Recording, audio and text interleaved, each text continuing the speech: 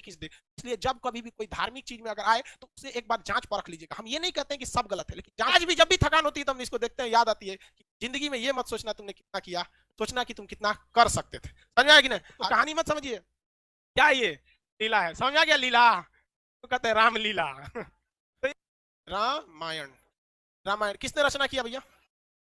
किसने? वाल्मीकि, महर्षि वाल्मीकि। वाल्मीकि, वाल्मीकि में ऐसे रहेगा ना, अंदाजे कभी कभी सही हो जाता है कभी गलत हो जाता है। वाल्मीकि जी ने महाभारत रामायण की रचना किया। प्रारंभ में इसमें श्लोकों की संख्या जो थी 12,000 थी, लेकिन बाद में इसमें कितना हो गया? 24,000। कितने हजार हो गए? 24,000। ठीक है। महा रामायण के जो खंड है, क्या है? खंड है। उन्हें क्या कहा जाता है? भाग बोले तो लेसन। रामायण एक तरह का लेसन समझिए। देखिए उस आज के चीजों से मिला लीजिएगा तो समझने में आसानी होगा। हम भाग पढ़ाते रह जाएंगे समझ, लेसन बोलेंगे तुरंत समझ में आएगा। कितना लेसन है? 7। इसके लेसन को क्या कहा जाता था? कांड। क्या कहा जाता है? कांड। कितने कांड है? 7। अब इसमें दो ही चीज पूछता है, सबसे बड़ा कांड कौन सा है? युद्ध कांड। सबसे बड़ा कांड युद्ध कांड। और सबसे महत्वपूर्ण कांड कौन सा है? सुंदर कांड। कौन सा कांड? सुंदर कांड। अक्सर देखते होंगे पंडित जी आते होंगे, क्या है भैया? तो सुंदर कांड हो रहा है, यज्ञ वगैरह होगा बहुत बड़े पैमाने पर, और पंडित जी एकदम लय में गाएंगे एकदम बढ़िया सुंदर कांड। समझ आ गया कि नहीं आ गया? तो रामायण के खंडों को क्या कहा गया? कांड। कितने कांड है? सबसे बड़ा कांड युद्ध कांड। कौन सा कांड? युद्ध कांड। कौन सा कांड? युद्ध कांड। मटेरियल में नहीं लिखा होगा तो आप लोग लिख लेंगे वहां पे कांड में। और सबसे महत्वपूर्ण कांड सुंदर कांड। कौन सा कांड? सुंदर कांड। कौन सा कांड भैया? सुंदर कांड। आप लोग भी अपने घरों में सुंदर कांड वगैरह करा सकते हैं। पूजा पाठ अच्छी चीज है, पूजा पाठ कराना चाहिए। कम से कम जोने बहाने जिस दिन तक पूजा रहता है आदमी, कम से कम वो दिन कोनो गलत काम नहीं करता है।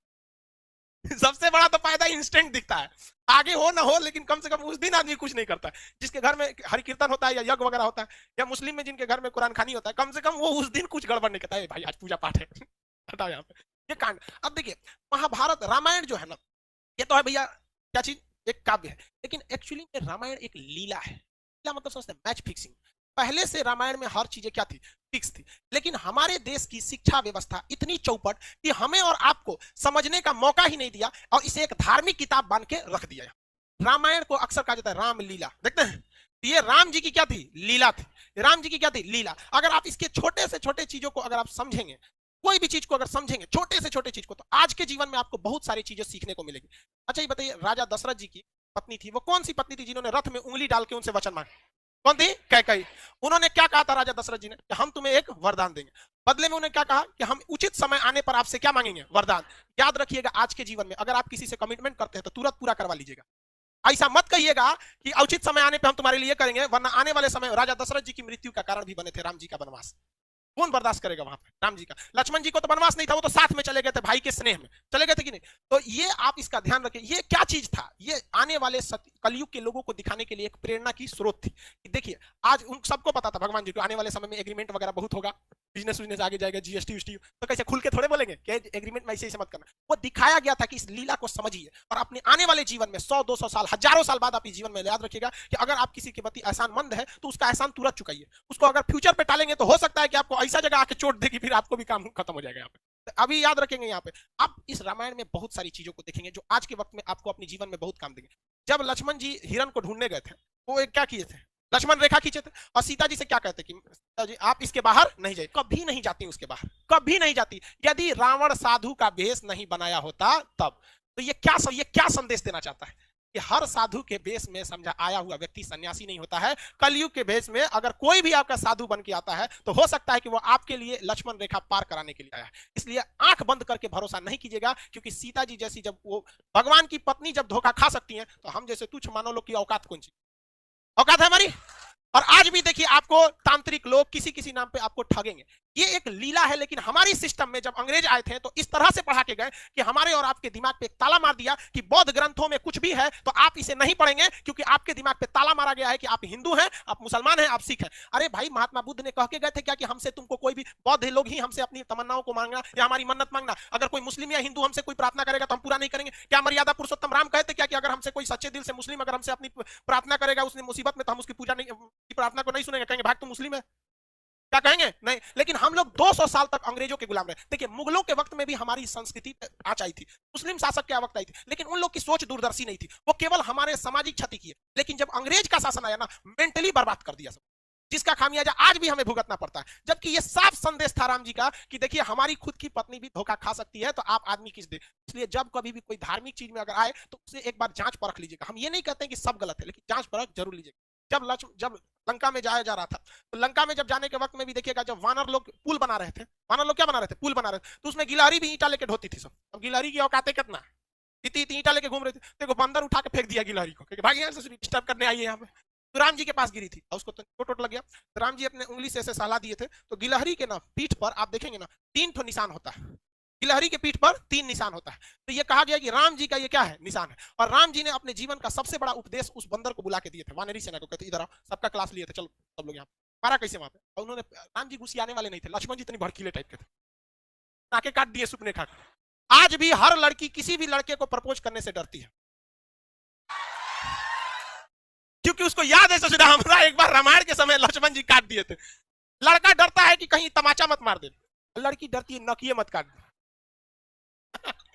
खैर ये मजाक वाली बात है, इसको सीरियस नहीं ले। तो राम जी ने क्या कहा था कि देखो, मायने ये नहीं रखता है कि तुम कितना किए हो, मायने ये रखता है तुम कितना कर सकते हो।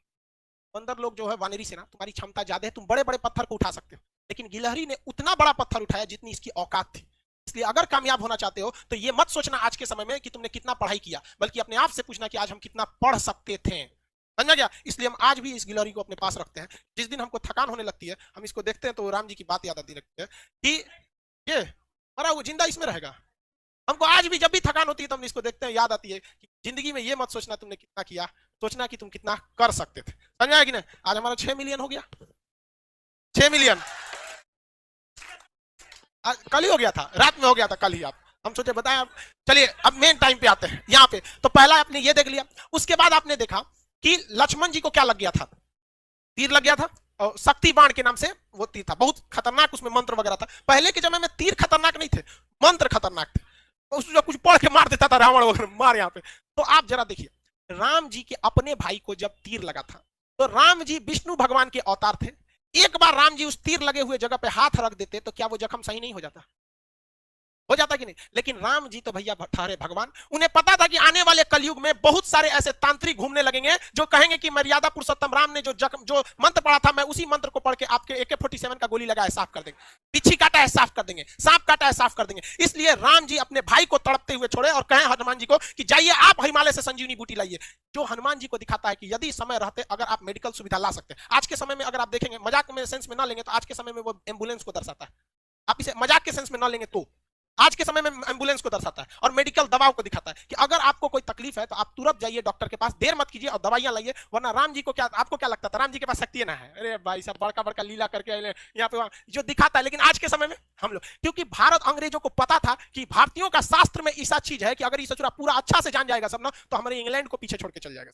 लेकिन उन्होंने इस चीज को दबा दिया, रामायण को केवल किताब रख दिया, ना कि उसे केस स्टडी में बता दिया। जबकि हार्वर्ड ऑक्सफोर्ड जैसी यूनिवर्सिटी में ये सब चीजों को केस स्टडी पे पढ़ाया जाता है कि देखो राम जी ने क्यों नहीं उस चीज को सही किया, क्योंकि इसका 800 साल 200 साल 1000 साल बाद क्या असर पड़ेगा। उस ससुरे हमरे किताब पढ़ के आगे बढ़ गए सब, हम लोग को थरिया थमा दिया, तू रामायण पे लड़, तुम महाभारत पे लड़, हम हिंदू तुम मुसलमान, तुम सिख तुम ईसाई। लेकिन आज भी हम लोग नहीं समझते इस चीज को, आज भी आप लोग समझिए इस चीज को। और दूसरा देखिए, आप आगे हर चीज को अगर आप देखेंगे, बहुत सारा चीज का रामायण महाभारत उसमें देखेंगे आप, रावण मारा गया क्यों? अपने भाई को क्या किया था, बता दिया था। जबकि रावण नहीं मारा जाता अगर वो अपने भाई को नहीं बताता कि मेरी नाभि में अमृत। इसलिए ये क्या दर्शाता है? ये यही दर्शाता है कि अगर आप किसी राज को चाहते हैं छुपा लेना, इसका सबसे अच्छा तरीका है कि किसी को ना बताएं। क्योंकि अगर आप अपने करीबी को कोई राज बताते हैं तो करीबी का भी कोई ना कोई करीबी होता है। इसलिए अगर आप चाहते हैं तो किसी को ना बताएं, स्पेशली महिला को तो बताइए मत। आप बुरा मानिएगा लेकिन ये चीज हकीकत है। किसी महिला को बताइएगा ना, हाई बात मत बताना, तो अपनी सहेली को बताएगी और उसको भी कहेगी किसी को बताना नहीं, और वो पूरा लॉज पीट देगी हल्ला, और सबको यही बात कहा जाएगा किसी को बताना नहीं। पहले के वक्त में मीडिया नहीं था तो महिला ही मीडिया का काम करते थे। कोई खबर पहुंचाना है, एगो दादी को कह दो, पूरा मीडिया का काम हो। तो इस चीज को आप समझिए, ये केस स्टडी है। राम जी बड़ा बड़ा लंका जलाया गया, ये हुआ सारा चीज, लेकिन जब वनवास काट के जब वो घर आए, तो घर पे आए तो सबको पता है कि सीता जी 83 दिन तक लंका में थी। लेकिन रावण को श्राप भी तो था कि अगर वो सीता जी को गलत नियति से टच भी करता है तो भस्म हो जाए, था कि नहीं था? पूरी दुनिया जानती थी कि सीता जी एकदम पवित्र है। लेकिन जब वो अयोध्या पहुंची तो राम जी लोगों ने सवाल उठा दिया कि सीता जी को अग्नि परीक्षा देनी पड़ी। सवाल उठाया गया था कि नहीं उठाया? तो राम जी कभी नहीं चाहते थे कि वो अपनी पत्नी को, जगत जननी मां सीता को, वो अग्नि परीक्षा में बैठाएं। लेकिन समाज में आकर उन्होंने कहा कि 90% लोग को विश्वास है कि सीता जी क्या है, एकदम पवित्र है। इवन कि अशोक वाटिका में रावण रखा था तो उसके अंदर भी बहुत ज्यादा इंसानियत थी। और कहा भी, मतलब एक रावण के, बहुत से लोग रावण की इंसानियत को भी कहते हैं और कहते भी है कि सीता जी को पवित्र लौटाया गया था। तो ये राम जी की मर्यादा, राम जी की